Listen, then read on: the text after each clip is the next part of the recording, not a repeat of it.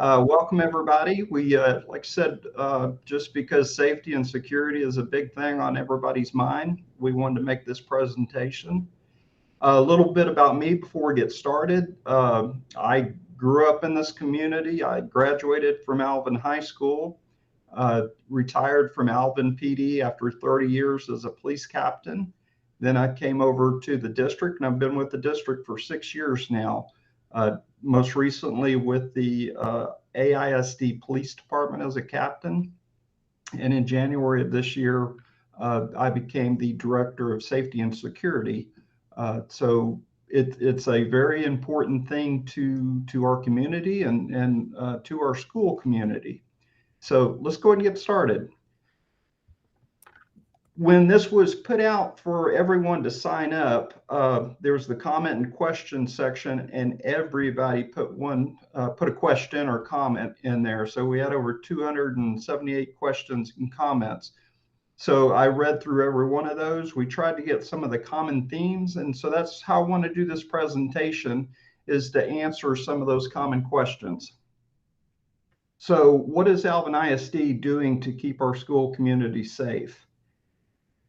As we all know, Santa Fe happened in May of 2018, not that long ago, and only 9 miles down Highway 6 from us. Alvin ISD was very concerned about safety before that, but then it took on a whole new level of different things that we did. And of course, we all know about Uvalde that happened in May of 2022, again in our state, a very tragic shooting, and these things, have happened all over the country. So we're doing what we can to keep our schools, keep our staff, students, and parents safe. Some of the things that have been driving that is the Texas legislature and Governor Abbott. Governor Abbott started the ball rolling in the legislature this last session. That seemed like just about most of what they were doing was school safety legislation. That in turn is turned over to the Texas School Safety Center. They now have given authorities from the legislature, which they in turn go through the Texas Education Agency, which is the agency typically responsible for our Texas schools. We're under Region 4. So both of those entities put out recommendations, one of which are the surprise audits that the state is doing, where they come and check our exterior doors and to make sure we're doing the safety audits. The Alvin ISD School Board gives us direction. Our community, that's you guys, and the School Safety Committee. That committee is an advisory committee made up of parents, teachers, board members, local law enforcement, our superintendent. So we get guidance from them. Every 3 years, the state requires us to have a very comprehensive safety audit. We just had that in April of 23. Good news I can share with y'all is we had no findings, a finding being that you're violating some safety precept. We had no findings. They did make some recommendations, and we have looked up those and followed those, but more good news is the most common thing we heard from that team was that Alvin ISD is miles ahead of many districts. So we appreciated that comment. Lastly, it's a mindset. We don't want our staff, students, parents, we don't want there to be a fearful mindset when it comes to safety and security. But it does need to be a mindset that it's important, that just like you lock your front doors at home, we need to do what we do to make sure that the school is safe. It's a big task. Alvin ISD, the district itself, is over 252 square miles. We have over 29,000 enrolled students. We have 3,500 staff. We've got 35 separate campuses. And next year, that's going to become 37 with the opening of our 9th junior high. And I believe it's our 21st elementary, which are opening next year. With that, there are 4,000 exterior doors to keep up with in Alvin ISD. That is probably the number one thing we can do to keep our students safe, is to keep that instructional envelope, the interior of the school, secure. The number one way we can do that is make sure the doors are locked, latched, and closed. And we added the latch to that this year because what we've seen is some inadvertently leaving the door open by just going through it and these doors not shutting all the way. We have schools that are brand new. We have schools that are 50 years old.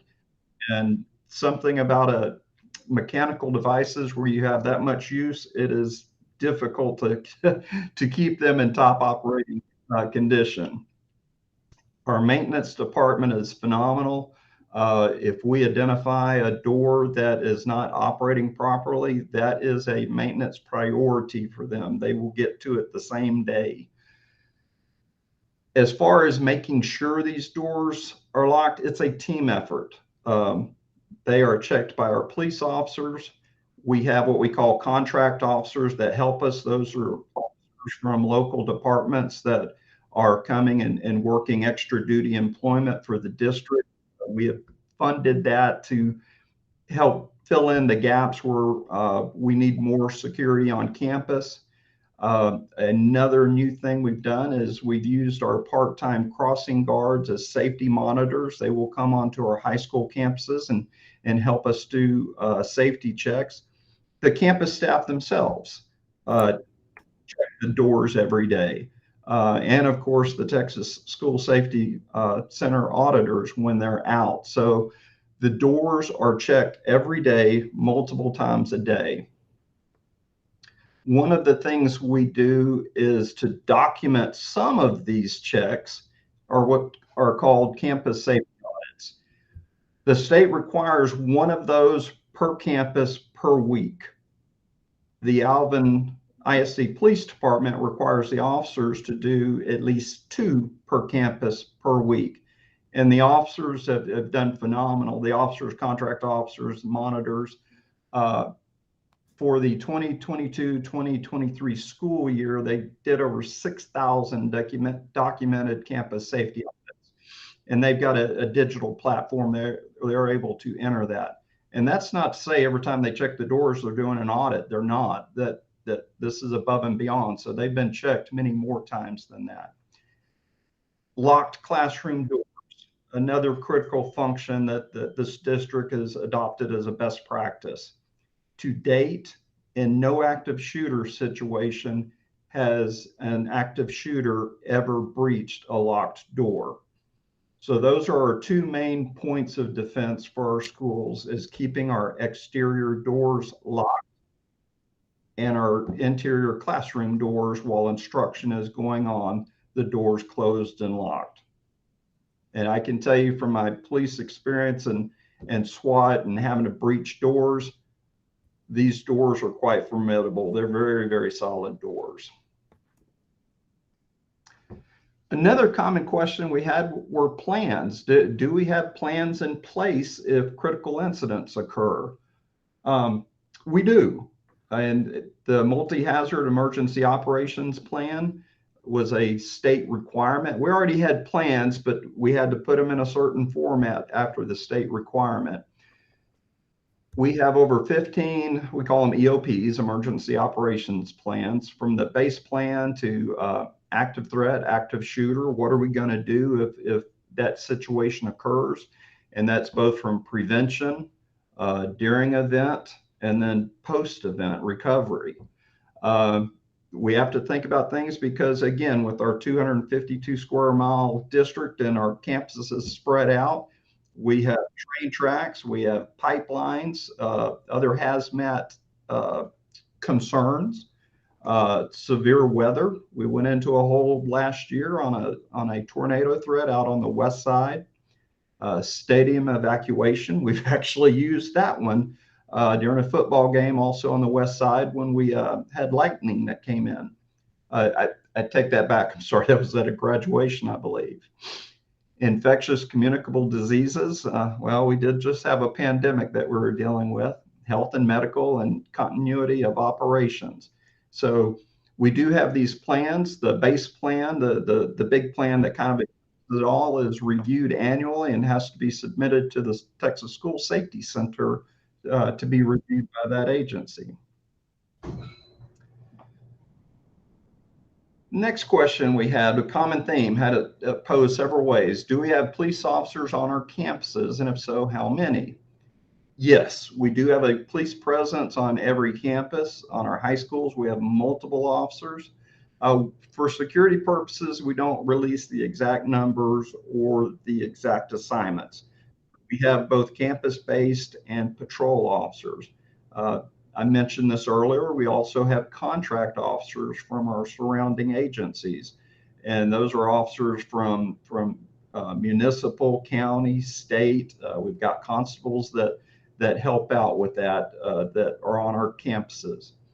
Another, I want to say, an innovative step we took were the local jurisdictions were wanting to help.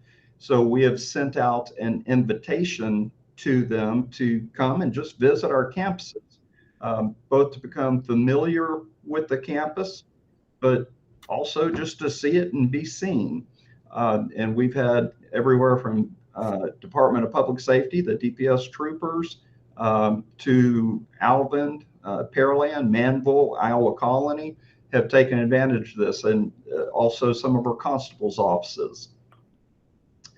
We also took a step forward on should there be a critical incident, and these officers are going to be coming to arrive to help us, are issuing the proximity cards, the card readers.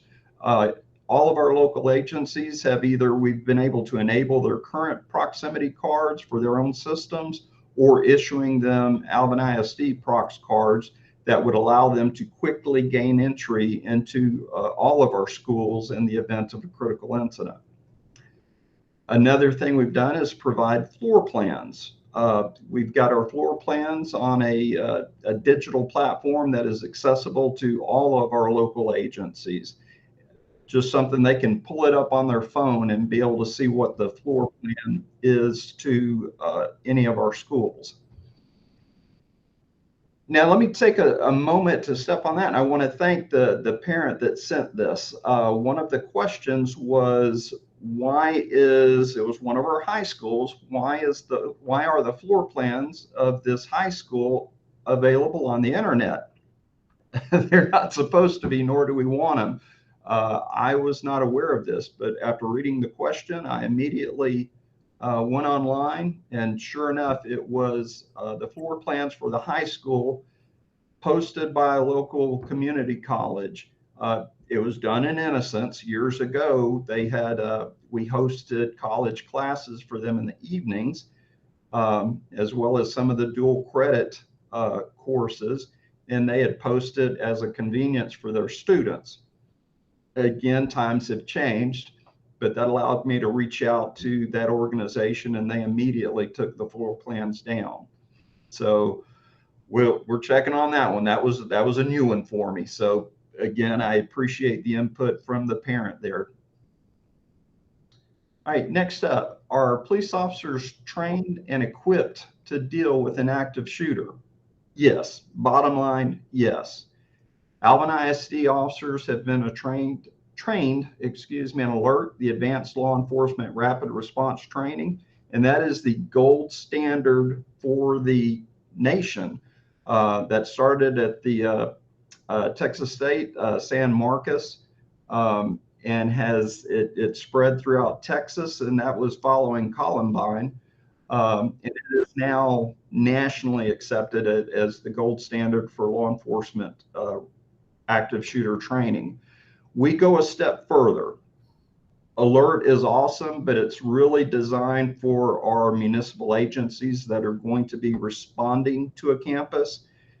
It's not really for a situation where we have officers on scene as we do. We've got officers manning our schools.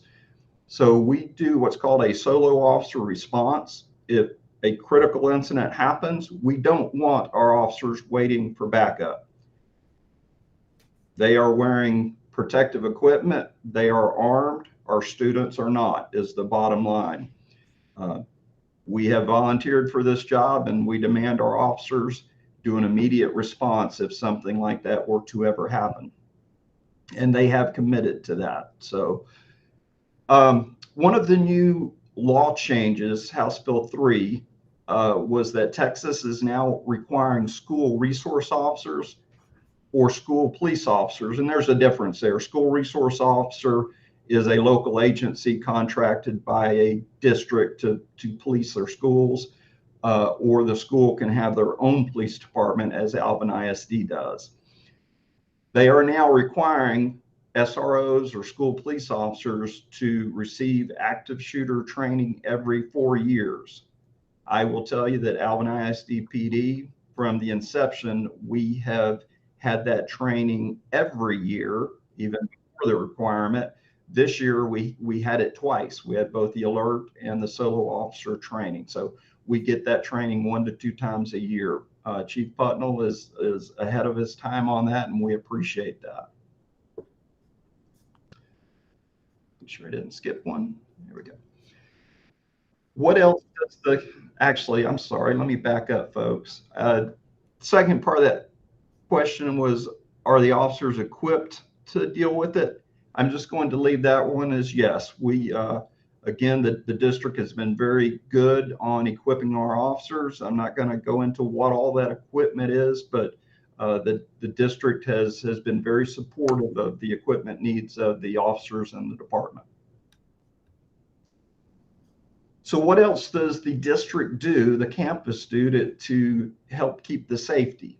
So as a district, every phone, this was one of the issues that was identified in the Santa Fe tragedy, was not having a phone to be able to call out. Since then, every phone, every classroom in Alvin ISD is equipped with a phone. From that phone, they can call 911. That call goes to the local agency, because typically those are medical issues, but it also notifies the Alvin ISD PD of the campus and the room where the emergency is occurring. There's also a emergency button in every classroom that allows that anybody, be it the administration, the teacher, a custodian, are able to institute a lockdown announcement if need be. And that goes all over the school and notifies the police department.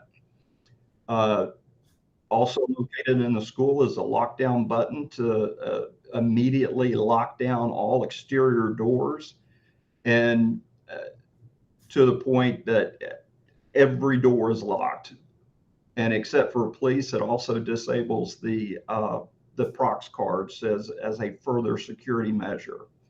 In the event of a hazmat, go back to that train spill or pipeline release, there's a HVAC button that staff inside can just hit the button and cut off all air coming in, so to prevent any hazardous material from coming in. Training is a big thing for our district. Staff get CPR, stop the bleed, and CRACE, which is civilian response to active shooter events. We concentrate on what our first responders can do on that, but we also need to remember our civilians. What can they do during an active shooter event? And CRACE addresses this.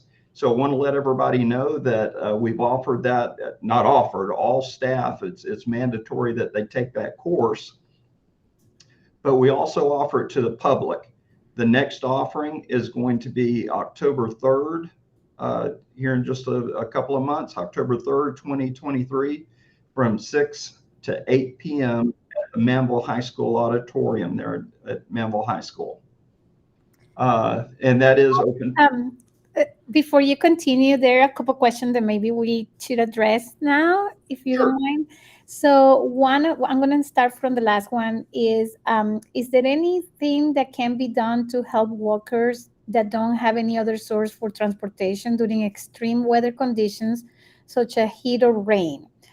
Also, not all workers have a safe route. What can the district do about the issue?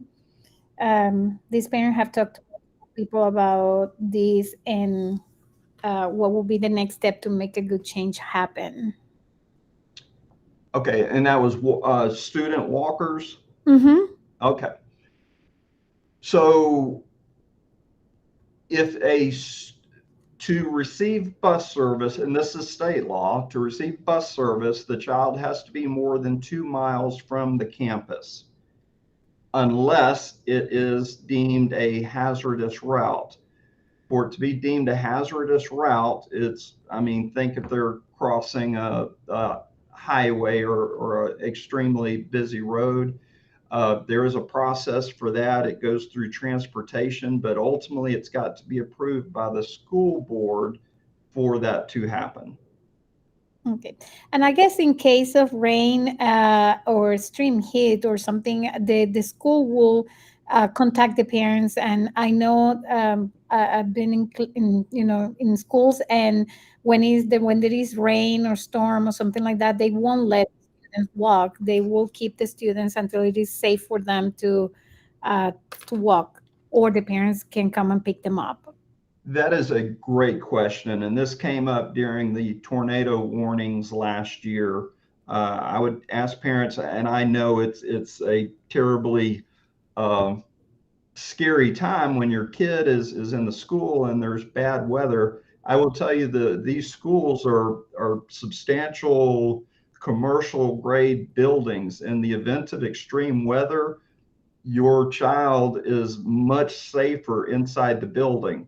And that is typically what the district will do. If there's dangerous weather or severe weather, they will delay dismissal. So that would be my suggestion to you, is just realize that your child is much safer in the building than if you are driving to the campus in severe weather, uh, creating a danger for yourself. Just wait, listen for communications, and we'll have a slide on communications toward the end. Wait for communications from the district on what they're doing. That is how they handle that. Thank you. Did that answer the question, Anna? Yes, and there's another one regarding to what you were talking about the buttons. A parent want to know how often are these buttons tested? Oh, the emergency Right, buttons? the emergency Absolutely. buttons. Uh-huh. Yeah, I will tell you, we had a lockdown drill yesterday, and the announcement worked perfect, but it wouldn't turn off. And I got to tell you, I look at those as a success. We want to know if there's an issue, so we quickly resolved what the issue was and put the fix in there. And so yes, these things are tested quite frequently. Okay, I'm gonna let you continue, but we have a couple more questions that maybe we can address at the end. Okay, just let me know. Thank you. Okay, then another thing the district has done, and this is kind of a different part of the safety thing, but every campus has their own threat assessment team, and that's made up of administrators, the nurse, counselors, the campus officer may be on there, other personnel. If a student makes a threat, whether they think they're joking or it's serious, every one of these are looked at by the threat assessment team, and they are literally doing that. They're determining, is it a credible threat, is it a significant threat, or was it not a credible threat, but there's still a disciplinary issue there. There's both campus level and district level. The credible threats also automatically go up to the district level threat assessment team. All, excuse me.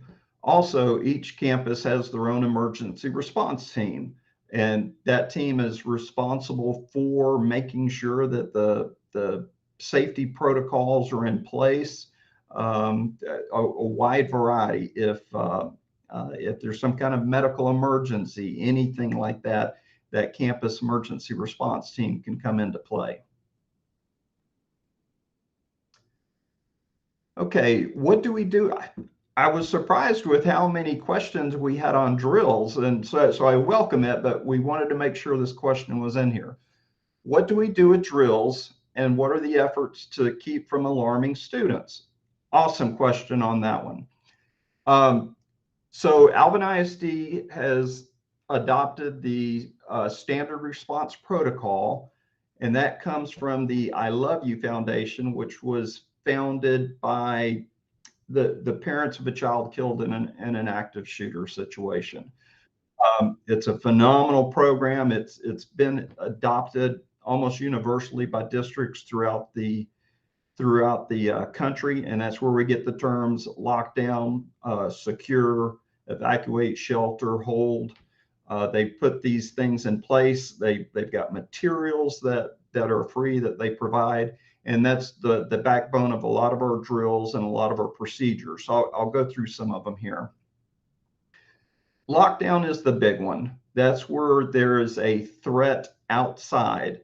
I'm sorry, I'm mistaken there. A lockdown is if the threat is inside, and that's where the locked classrooms come into play. And the kids, we keep it very simple: locks, lights, out of sight. Be behind that locked door, turn the lights out, and get over to the side. If there's windows in the doors, get over to the side. We're out of sight. We do 2 of those a year, 1 per semester. In fact, that was a lockdown drill at an elementary I was at yesterday. A lot of parents, rightfully so, because early on, I'm talking years ago, this may not have been done the best way. There is research out there now that because initially we were they thought it was the right thing to do, to use kids as role players and to do this stuff. And the research has shown that no, it can actually be traumatic to the kids.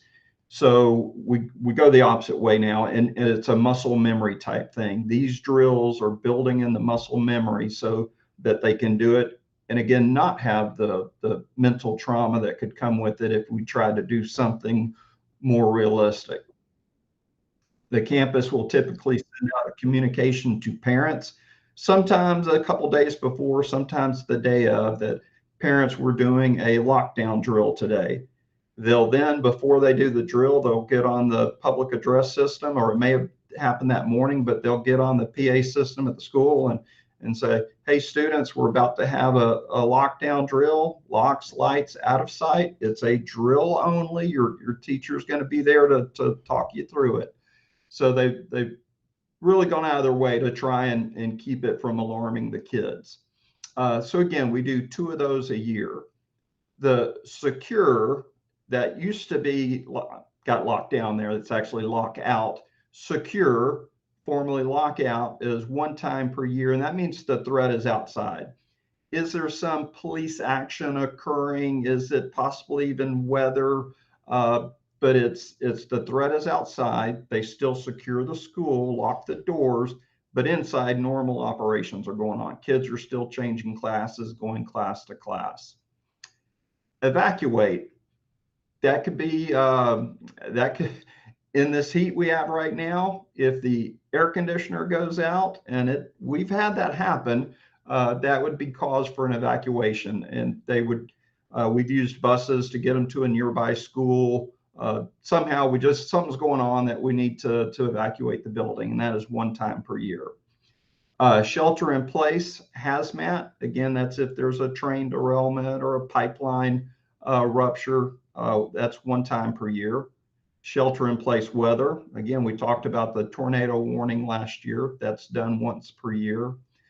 Hold that's once per year, and that's used typically if there's a medical issue where they need to keep the hallways clear for the EMS personnel or something along those lines. It's where the kids would just hold in their classrooms. That is done once per year. And then lastly, fire drills. We do 4 of those per year, 2 per semester. But even fire drills that have been going on for 75 years, even those have changed a little bit. This year last couple of years, we've introduced LAG, listen, assess, go. Because in some of these actor or shooter events, the bad guys have utilized the fire alarm to cause people to come out in the hallway and just to confuse things. We are now asking, and this can be used in the commercial environment too, by the way, it's a good thing that if you hear a fire alarm, first listen. Is there any other suspicious noises going on? Second, assess. Open the door, look outside. Does everything appear to be okay? And then lastly, go. So listen, assess, go. All right. This was a good question. How does the district communicate with parents? The answer is lots of ways. So the communication, the main way to do it is to go to the alvinisd.net website, go to the departments tab, and then go to the communications tab, and you can sign up for Skyward, Sky Alert, Let's Chat, the e-news where you can get phone messages, text messages, Facebook, or they post things on Facebook, Twitter, Instagram, YouTube, or you can do it the old-fashioned way and call them at the number there. I believe some of the campuses, you sign up through the campus for that. Lots of ways. The communication is there. Just need to reach out and get it. And again, the phone and text, those are the automated messages sometimes come out. And it's nice. Sometimes you can answer the phone, but you can look at a text. So think about that. And lastly, I'll leave this up for a minute. This has my contact information, my email, my direct line here. If you have questions and want to reach out to me later, I promise I'll get back with you. Depending on how many of you send them, maybe not directly, but I'll get back to you as soon as possible. All right, Anna, do you have some questions? Yes, we do. We do. And after we do this question, I'm going to open the mic. There are a couple parents that want to ask you some questions verbally. So the first one was, is there a budget allocated to school safety efforts? And if so, what is it? I know that you might not be able to answer exactly, but Well, I jokingly tell folks that I'm a department of one with a budget of zero. Now that said, yes, I can tell the community we Texas provided funds. Last year we received a $1.2 million grant that have gone into some of the compliance issues. We have a number of compliance issues with the state. From impact resistant glass. Let me take a moment on that. For those of you that may remember Sandy Hook, where the shooter just shot out the tempered glass, which crumbles and falls and went inside Sandy Hook. Even most recently, the Tennessee Christian school shooting, that was tempered glass, where the shooter shot out the glass and simply walked into the school. There may not be too many good reasons for living in Hurricane Alley, but being a coastal community and having the windstorm requirements, the commercial windstorm requirements, I can tell you that except for our very oldest schools, which we have gone and retroactively put impact resistant film on, all of our schools have impact resistant glass. Well, what does that mean? The police department buildings was able to give us a 36 by 36 commercial piece of glass, and exterior glass that goes on our schools. We were able to take it to the gun range, and we put 52 rounds through that piece of glass, both rifle and pistol. And after each set of rounds, I personally was taking a 2x4 and hitting the window and not being able to break through it. So it's a plastic film between the two pieces of glass, and it's a tough job to get through that. I mean, to the point of, I had a SWAT background in my municipal life, and that was always our plan, to just, if we needed to get into school, break the glass. That caused me to reach out to my local counterparts and tell them, you better come up with a different plan. And we have, but to let you know that's out there. So we've got those compliance issues that the grant is helping us with. The state previously already was giving funds. If you've been around our campuses, the elementaries, the fencing that you see around the playgrounds, that was provided with those former funds. So short answer to that is yes. It's not coming out of my budget, but there is budgeted money and state funds that are used for that. Great. The next question is there a reunification plan for each school? Are staff being trained on it? And are local police aware of said plan? Like where to meet or what to do in case that they have to, evacuate the school? Yes, that is one of the emergency operations plans. It's Annex G. We call it irregular dismissal. Every campus, we have a district one, but every campus is responsible for getting their primary reunification site, the secondary reunification site, which personnel, and this is where their emergency response team comes in, but coordinated with the administrators. What is the situation? Where do we need to have the kids at? What equipment do we need? And they've identified that. In fact, the district has even recently invested in a trailer with just some of the supplies that would be needed. That's available to go on site if need be. The district has tried to be as foresightful as possible. So again, short answer, yes, we do have those plans. Yes, they do train on that. In fact,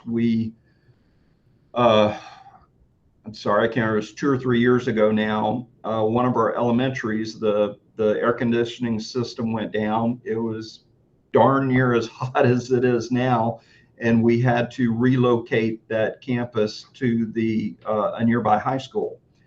So we were able to go through the evacuation and the reunification with the parents. So yes. Thank you. The next one is, does Alvin ISD have an EOP for active shooter situations that defines the procedure for which officers and agency assume command during an active shooter situation? So we can avoid what happened on Uvalde. Do SROs have the same obligations as Alvin ISD PD to act immediately? If so, do they also need training every 1-2 years versus every 4 years? Very good question. I'm going to have to find out on the logistics of getting the contract officers in on that. Most of our local agencies have had the training. As far as having it yearly or every 2 years, we're going to find out on that. Actually, I thank you for that question. I will follow up on the contract officer part of it. I can say, as far as our Alvin ISD officers, we tell them we demand that be their stance, that an immediate response. Again, you're not waiting for backup. You have to respond immediately. For those very reasons, you volunteered for the job, you're armed, you have protective equipment on. The students in that class do not. So that's the way we train. And again, that is a demand, and that's directly from the chief and the command staff on down. That is an expected demand of ours, that you will respond directly to the threat. I don't care if your backup is across campus. But I will follow up on the contract officer side of that question. Thank you. And we'll be glad, when I post the video, I will be glad to post the answer to that question, or I can email it to the parents. And the last question before I unmute the parents is, what should we do if we personally encounter an unlocked door at our child's school? If it's an exterior door, it should be something where maybe it didn't just shut. I'll tell you to shut it and immediately go up to the front office and tell them. If it's the front door, make sure it's not. for obvious logistics reasons, during this, the state allows what's called active monitoring. The front doors during dismissal or drop off in the morning, or it's recess, the kids out there. If we have a staff member that is right there that can respond to closing the door, that's called actively monitoring, that door can be open. We did get a question that I believe this was the issue. The instructional envelope, the instructional area of the campus has to be secured. So sometimes when you get there, you'll see there is a front door, single point of entry. There is a front door that is open, and that the person can then walk through the vestibule and into the office. In those situations, the inner office door should be closed, where it will not allow access to the school. You also see, because it's up to the campus, some of the campuses will have that vestibule door closed.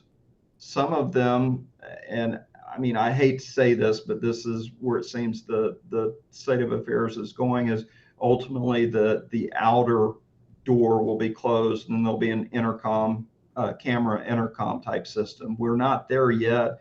And again, it's a balance. It's a balance between keeping the school and our students secure, but at the same time, we don't want it to seem like they're in a penal institution. So there is a balance there, and it's one of those things that between the community, parents, and staff, we're trying to come up with what that best balance is.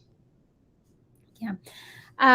We have a parent that came from Cypress Fairbank ISD, and she said that they used clear backpacks, as well as the buses had scanners that each child scanned their badges as they got on and off the bus. So we, as parents, were able to know that our children were at school and then back home. Um, is this an option for Alvin ISD? Well, believe it or not, we're actually piloting that the badge program for students right now. That is one of the strategic plans that was decided on last year, but it's a multi-use badge that.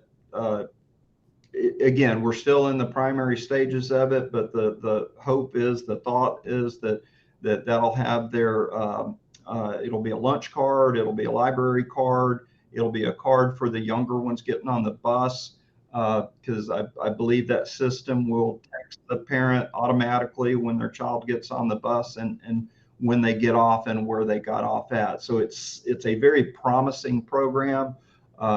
We've just begun looking at that and piloting it at one of the campuses. And I believe they've got favorable reviews from it so far. And I'm sorry, what was the second part of that question? No, I think it was that the buses, the backpack. Oh, I'm sorry. The backpack there, the clear backpacks. Athletics has instituted a clear backpack policy at the football games.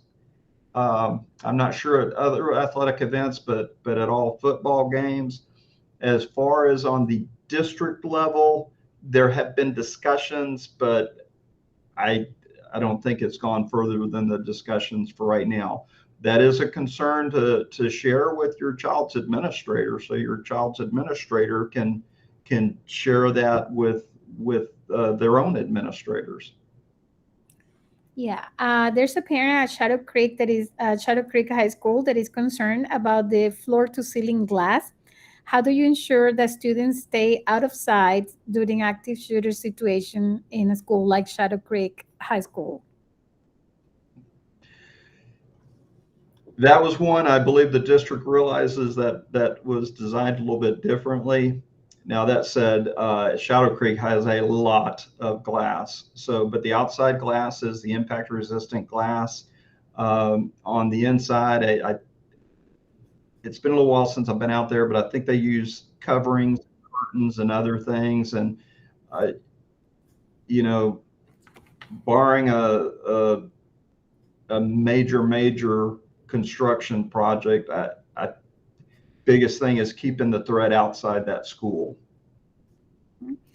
And how is the reunification plan communicated to parents? How will we know how to collect our children? The conversation we had a little bit earlier, be a part of, let me back up to it. Sign up for Skyward and Skylert, sign up for the e-news, and where that stuff will go. That is how the district will communicate with you, is via that phone and text. And that's campus specific. They can do, everybody in the system or campus specific. That is the way to do it. You can also, keep track of these social media platforms, but your best bet, the best way to do it is to sign up for the e-news and the Sky Alert. I have opened the microphones for, there were a couple parents that wanted to do some questions. So now you can open your mic and have ask the question if you need to.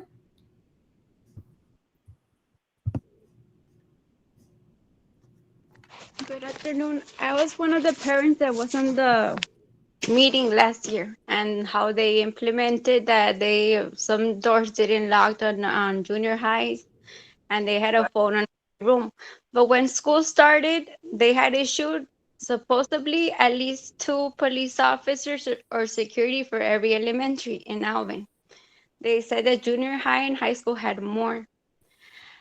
Through December, you would see that it was at the beginning of the year, there was 2 officers or maybe 3 officers back and forth. But as the months went by, the police officer would not show up. The school would be without security, right? And I started asking, why is there no one in? Because that's what I was told in last meeting, that they were going to be supervise all the students in order to take care of the children and the staff too. Okay, that is a fair question. And House Bill 3 has mandated that every school campus in the state of Texas have an armed officer on them. I will tell you right now, there's not enough armed officers available in the state of Texas. If you've looked at the news and look at the difficulties police departments are having recruiting officers, that said, the district is fully funded having an officer at every campus. So again, I don't want to get into the operational side of it. Our goal is to have an officer at every campus. Is that always possible? No, but I will tell you, every campus, every day, there is an officer on that property. Okay. At times. That's as far as I can go on that. Would you think that they can consider veterans that they serve the country and that they have the right to carry arms or something, that they could supervise? Because I know that they've been asking for that.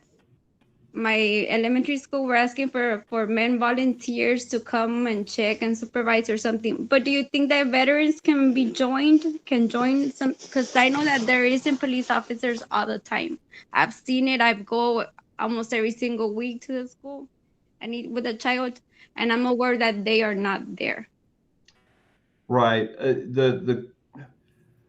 There are parent volunteer groups that we've done at some of our campuses, and we love that. We love the parent being there to watch.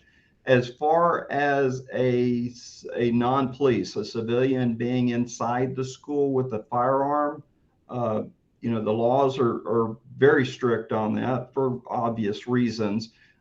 Texas does have what's called the Guardian program, and then also the school marshal program.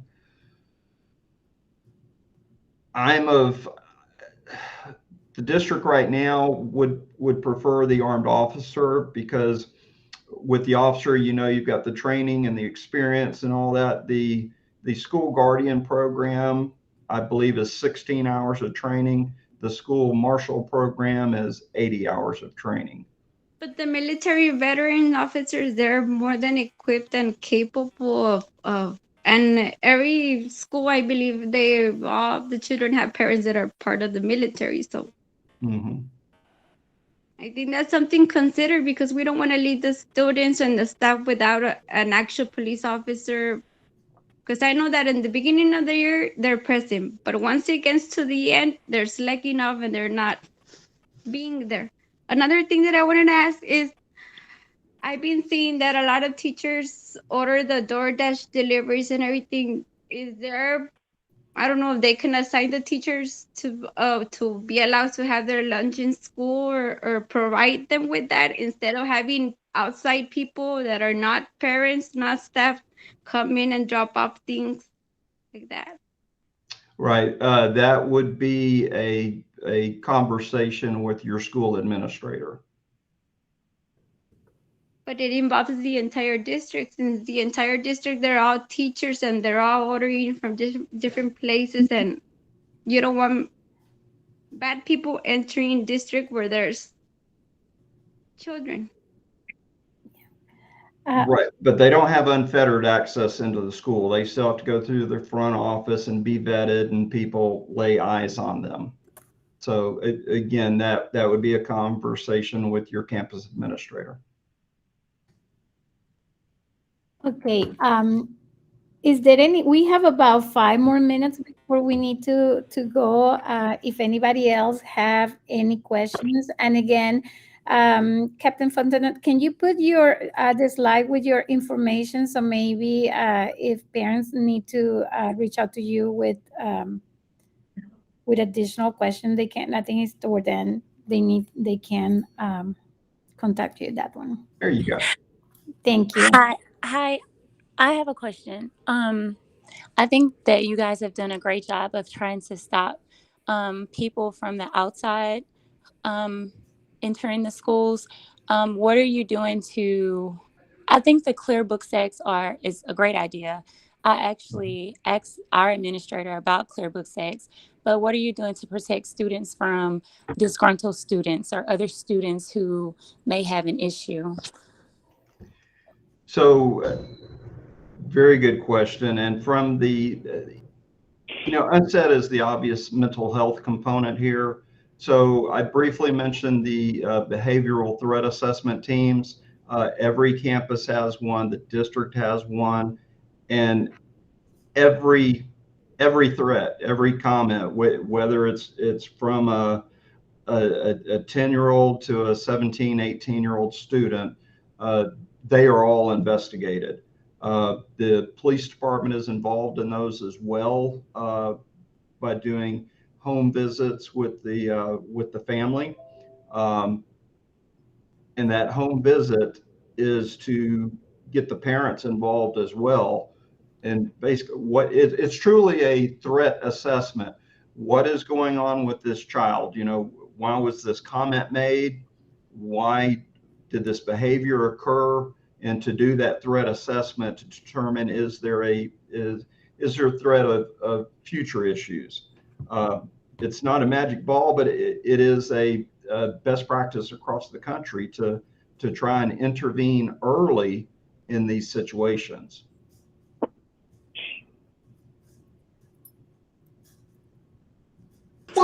So then if the administrators aren't open to the clear book sacks, then what could we do as parents to kind of lobby for that? Because I think people forget, I mean, yeah, there've been these situations where people have come onto campuses that don't belong, but there's been a lot of situations where there's kids who actually go to the school that's kind of missed. And those are the ones that, they have issues too. Right. So there is a in the communication tab, there's a way you can go directly through the communications department, or just the Let's Chat would be a suggestion. Go through Let's Chat and make those suggestions. Reaching out to your campus administrators, your central administration, just letting them know, are we looking at this, and why or why not are we doing it? And at every board meeting, there's always an open forum where parents can bring some suggestions to the board. So that will be another option that you could have um, in the future. I just had a quick question, comment also, if I could. I have 2 children at Pomona, and I know with all the just kind of going back to the officers and not being enough officers, my question is there a way to reach out to the different um, police organizations and just ask, instead of sitting in a CVS parking lot or instead of sitting in a Walgreens parking lot, are they able to sit in like the school parking lots to do paperwork or to do just throughout the day, just the different schools? Because I feel like even if there's not someone armed in the school, just to have police presence throughout the day, throughout the weeks, just will make a difference. Yes, ma'am, absolutely. And we've done that by, again, our own Alvin ISD Police Department, and then the contract officers that we pay to supplement at our elementaries. And then lastly, or not lastly, but that was another layer that we did. We reach out every year to all the local agencies, inviting them to come onto campus. And part of that is exactly what you're talking about, just being in the area. And I can tell you with discussions with administrations of our local agencies, their officers are directed to do that. In fact, last year we had a DPS supervisor called us, wanted to make sure that his troopers were coming on campus. So yes, we welcome these local agencies coming on just to either to sit in the parking lot or to come inside. Thank you.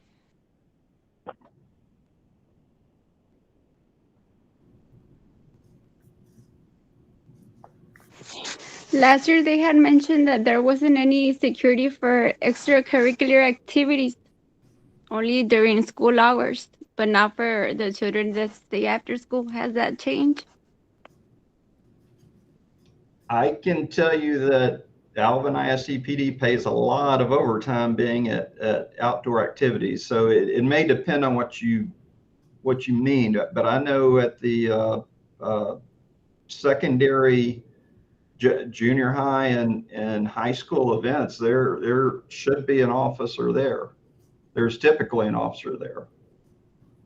I'm talking about elementary students that they stay after school to do certain activities, either with it art or something like that, robotics, whatever they're doing. But I was informed last year that there wasn't going to be anyone available. No, typically those are not staffed by officers, and that's as much from an availability as anything else. Our officers work a lot of overtime, and at some point it just the resources will only go so far. Thank you, sir. Yes, ma'am. Okay, Captain, we are gonna end here. I do have a few questions that are still there, and we will address those, and I will make sure to post the document with the answer to those questions to when I post the video. Please look out for an email from me in the next 2 days with the recording, the link. But it will also be posted on the Alvin ISD website under Family and Community Engagement /Parent University. You will have the recording, the presentation, as well as a document with the answer to the question that we didn't answer today. All right. Thank you all very much. Thank you so much.